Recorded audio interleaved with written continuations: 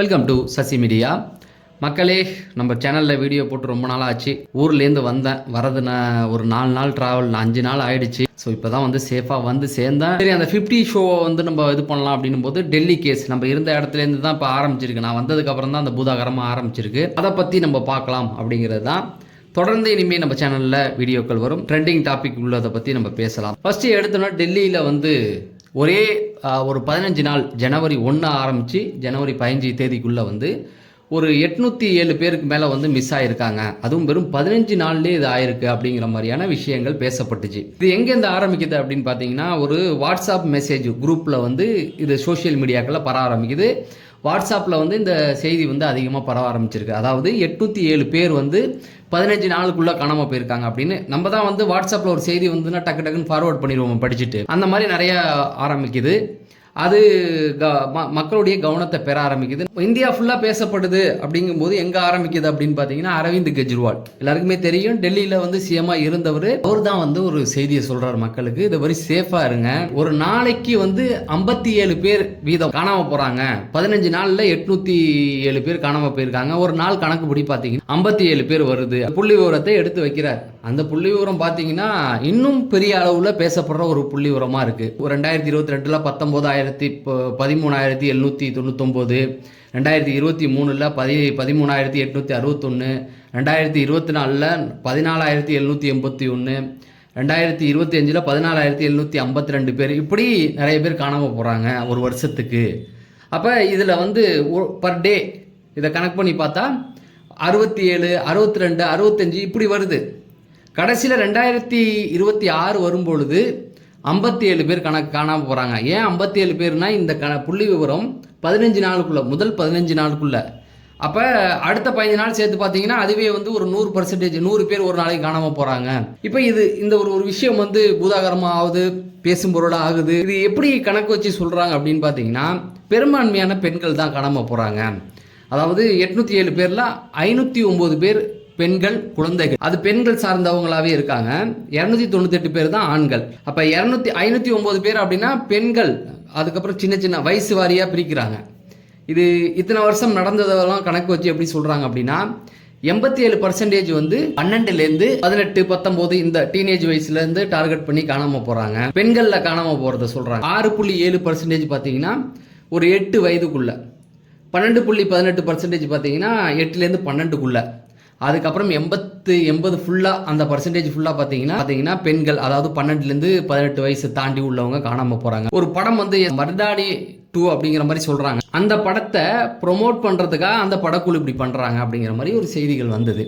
சரி, அந்த படக்குழு அப்படி பண்ணுவாங்களா அப்படின்னு கேட்டிங்கன்னா, இந்த படம் வந்து அது சார்ந்த ரிலேட்டடாக இருக்குது. ஆனால் அந்த படத்துடைய தயாரிப்பு நிறுவனத்தை பற்றி நீங்கள் கொஞ்சம் தெரிஞ்சுக்கிட்டிங்கன்னா அவங்க இதை பண்ணுவாங்களா அப்படிங்கிறதுக்கு ஒரு கிளாரிட்டி உங்களுக்கு கிடைச்சிடும்.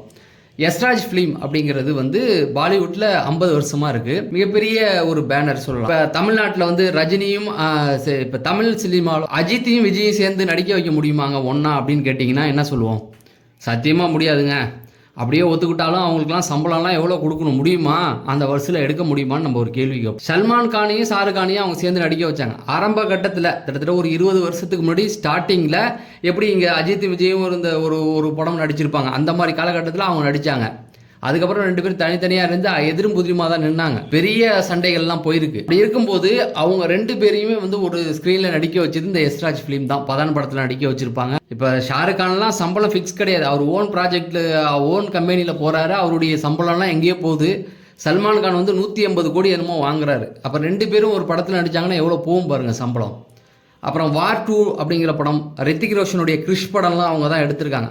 இந்த ஜேம்ஸ் பாண்ட் மாதிரியான உள்ள படங்கள், பெரிய பெரிய பட்ஜெட். இன்னும் உங்களுக்கு புரிகிற மாதிரி சொல்லணும், ஷார்ட்டாக சொல்லணும்னா, வேட்டையின் படத்தில் ரஜினிகாந்த் சொல்லியிருப்பார்ல, அமிதாப் பச்சன் கடன் வந்துருச்சு, கடன் கையில் காசே இல்லாமல் நின்ன போது போய் ஒரு தயாரிப்பாளர்கிட்ட கையேந்தி நின்னார்னு சொல்லுவார் இல்லையா, அந்த தயாரிப்பாளர் தான் யஷ்ராஜ். அவ்வளோதான். அவங்களுடைய பேனர் தான். ராணி முகர்ஜி வந்து நடிகை இருந்தாங்கல்ல, ஏராம் படத்தில் ஹீரோயின், அவங்க வந்து அந்த யஷ்ராஜோடைய பையனை தான் கல்யாணம் பண்ணியிருக்காங்க. அவங்களுக்குன்னு ஒரு வரலாறு இருக்குது. மிகப்பெரிய நிறுவனம், ஷாருக் கான், சல்மான் கானெல்லாம் வச்சு படம் பண்ணுற ஒரு நிறுவனம். அவங்க இந்த விஷயத்தை வந்து பரப்பியிருப்பாங்களா அப்படின்னு பார்த்தீங்கன்னா வாய்ப்பு கிடையாது. அதை வந்து அந்த நிறுவனமே சொல்லிடுச்சு, நாங்கள் அந்த மாதிரி வேலைலாம் பார்க்கணும்னு அவசியம் கிடையாதுங்க, எங்களுக்குன்னு ஒரு வரலாறு இருக்குது, பாலிவுட்டில் இருக்கிற டாப் நடிகர்கள் எல்லாத்தையுமே எங்கள் படத்தில் நாங்கள் நடிக்க வைக்க போகிறோம் நடிக்க வைப்போம், நாங்கள் ஏன் இந்த ஒரு படத்தை ப்ரொமோட் பண்ணுறதுக்கு இப்படி ஒன்று பண்ணணுமா நாங்கள் அப்படிங்கிற மாதிரி முடிச்சிட்டாங்க. அதுக்கப்புறமேட்டுக்கு போலீஸ் வந்து விளக்கம் கொடுத்துருக்காங்க. இந்த மாதிரி காணாமல் போகிறது உண்மைதாங்க, நாங்கள் இல்லைன்னு சொல்லலை. காணாமல் போகிறதுல பெரும்பான்மையானவர் கிடச்சிருவாங்க. மற்ற சில கேஸ்கள் தான் வந்து ஒரு சில விஷயங்கள் தான் கண்டுபிடிக்க முடியாமல் இருக்குது அப்படிங்கிற மாதிரி சொல்கிறாங்க. இதில் நீங்கள் வந்து ஒரே விஷயம், கடந்த 10 வருடத்தில் மொத்தமாக டெல்லியை பொறுத்த வரைக்கும் 2,35,000 பேருக்கு மேலே காணாமல் போயிருக்காங்க. 1,77,000 வரைக்கும் நாங்கள் கண்டுபிடிச்சிட்டோம். ஒரு 52,000 பேர் கேஸ் தான் நான் வந்து பெண்டிங்கில் இருக்குது, அதுக்கு எங்களுக்கு விடை தெரியல அப்படிங்கிற மாதிரி போலீஸும் வந்து ஒரு அறிக்கை விட்டுருக்காங்க. ஸோ இப்போ டெல்லியை பொறுத்த வரைக்கும் அவங்க என்ன சொல்கிறாங்க அப்படின்னு பார்த்தீங்கன்னா, இப்போ பெண்கள் அப்படின்னாவே கடத்திட்டு போய் ரேப் பண்ணுறது, பாலியல் ரீதியாக வந்து விற்கிறது, இந்த மாதிரியான விஷயங்கள் தான் நினைப்பாங்க. ஆனால் போலீஸ் தரப்பு என்ன சொல்லியிருக்காங்க அப்படின்னு பார்த்தீங்கன்னா, அது மட்டும் ஒரு காரணம் கிடையாது, நிறைய காரணங்கள் இருக்குது. காதல் தோல்வி, குடும்ப பிரச்சனை, மனநிலை சரியில்லை, கடன் வாங்கிட்டு ஓடுறது, இப்படி நிறைய விஷயங்கள் இருக்குங்க. அதில் இதுவும் ஒன்று, கடத்தப்படுறதும் இதுவும் ஒன்று. குடும்பம் சார்ந்தது, காதல் சார்ந்தது, கடன் வாங்கிட்டு ஓடுறது, இப்படி நிறைய பிரச்சனைகள். அதில் பெரும்பான்மையான திரும்பி வந்துடுவாங்க, நாங்கள் போய் கண்டுபிடிச்சிருவோம். அதான் சொல்கிறோம், இந்த 10 வருஷத்தில் ஒரு 2016 இது வரைக்கும் பார்த்தீங்கன்னா ஒரு 52,000 பேர் வந்து எங்களால் கண்டுபிடிக்க முடியாமல் இருக்குது. ஆனால் 2,35,000 பேர் காணாமல் போயிருக்காங்க அப்படிங்கிறதையும் சொல்கிறாங்க. நம்மளுடைய தலைநகர், அதுக்கு இந்தியாவுடைய தலைநகர், மத்திய அரசுடைய தலைமையிடம், ஒரு ஸ்டேட்டோடைய தலைநகர் இப்படி இருக்குது இல்லையா. ரொம்ப தமிழ்நாடை கம்பேர் பண்ணும்போது ரொம்ப சின்ன இடம் தான். ஸோ டெல்லிக்கு பக்கத்துலேயே ஹரியானா இருக்கும், பெரிய தூரம்லாம் கிடையாது. ஒரு 3 மணி நேரம் 4 மணி நேரத்துக்குள்ளே டெல்லியிலேருந்து ஹரியானா போயிடலாம். அங்கேருந்து ஒரு 3 ஹவர்ஸ் ஹரியானாவிலேருந்து ட்ராவல் பண்ணால் ஜெய்ப்பூர் வந்துடலாம். இப்படி பக்கத்து ஸ்டேட்டுகள் இருக்குது.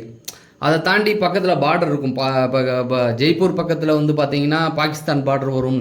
பாகிஸ்தான் பார்டர் வந்து நிறைய ஸ்டேட்டுகளில் வந்து கிராஸ் ஆகும். அந்த பக்கம் பார்த்தீங்கன்னா டெல்லி அந்த சைட்லலாம் பார்த்தீங்கன்னா.